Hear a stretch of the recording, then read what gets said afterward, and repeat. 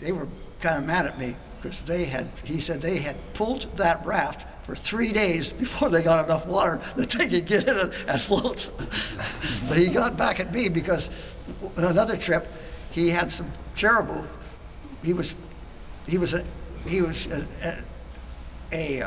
biologist, and he was writing his thesis for a master's in biology, and he was collecting all kinds of critters, you know, that were dead and kind of smelly. And he had a caribou skull, and boy, I really suffered all the way back to Barrow with that in the airplane. So he got back at me.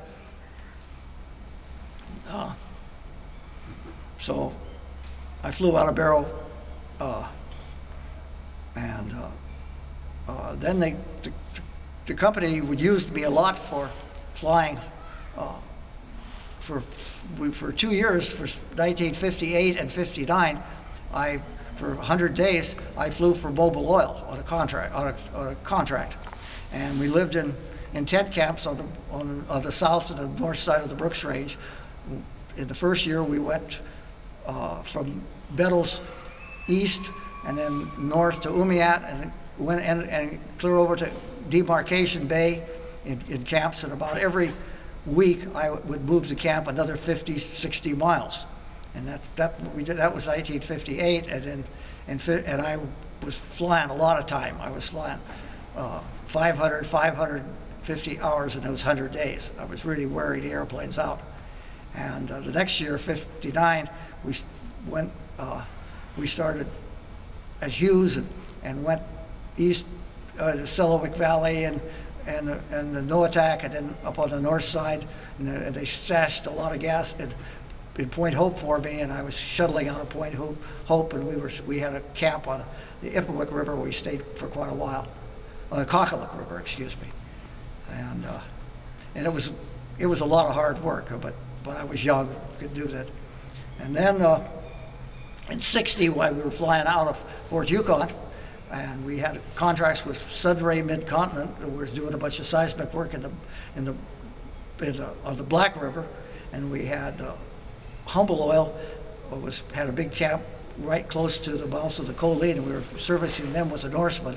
We had two 180s on floats, and a Norseman on wheels, and a 180 on wheels. And we were picking up a lot of diesel on the Yukon River, just north side across from Circle City. A lot of diesel, and also some vibranites, which was potassium nitrate, which they use as an explosive for recording the seismic work, and a lot of Nodwell tracks and stuff. But they're pretty heavy. You'd have 2 drums of diesel, and that's quite a bit of weight. And these lakes were kind of little lakes, and the weather would be pretty warm, and you just really have to hang the airplane on the propeller and just really cut it and saw it off right at the end when you got over the end of the lake.